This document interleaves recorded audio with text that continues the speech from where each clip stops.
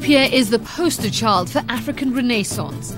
The government projects that within the next decade, it will be the third fastest growing economy on the planet, behind China and India. Signs of regrowth and renewal are easy to spot in Addis Ababa. Not good enough for Kebede.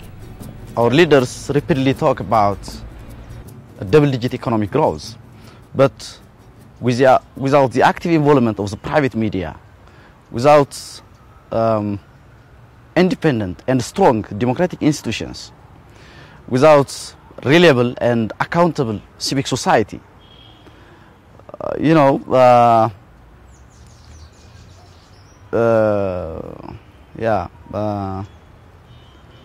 hoping to achieve such rapid economic growth is just like a nightmare in today's Ethiopia. So economic growth without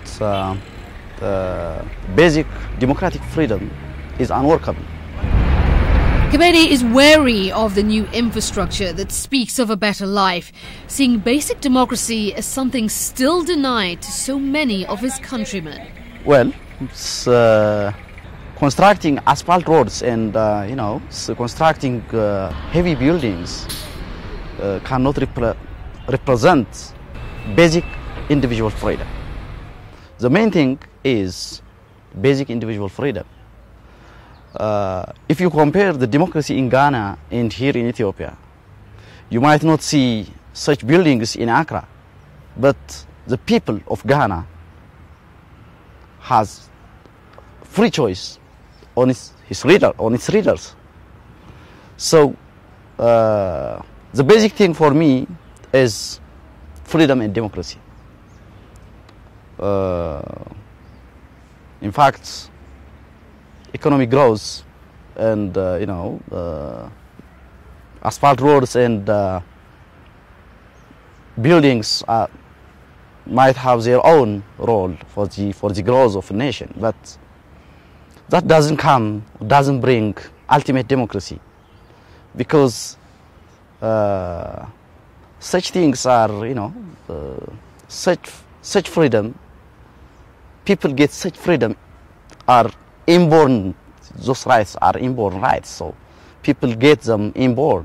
The right to get access to medication, the right to get food, the right to vote, the right to exercise individual and democratic rights is a basic thing. So buildings can be constructed by billions of aid from European Union or World Bank or IMF. So it doesn't replace basic democratic rights. Those buildings, those real estates are on the hands of not more than 10 people. But the general public, more than 80 million people, is under $1 GDP. So that's why basic economic freedom without democratic and individual freedom are unworkable. In 1991, young Ethiopians were full of hope for the future. A new democracy was created when the Ethiopian People's Revolutionary Party overthrew the Derg, a Stalinist military junta established in 1974, immediately after the fall of Emperor Haile Selassie. Initially popular for their socialist policies, internal power struggles saw the Derg evolve into a brutal and ruthless force. The funny thing is, 20 years ago, after the downfall of the military junta, Ethiopia started such basic democratic press freedom and the activity of civic society. It was tremendously good, but when you see it after 20 years, it's just like recycling. Kebede sees in the policies of the present government echoes from an earlier, more repressive regime. It automatically recycled to 20 years ago. So the same thing is happening here. What's going on here can compare it with the moment PRF took power. So, you know, if you once give freedom for citizens,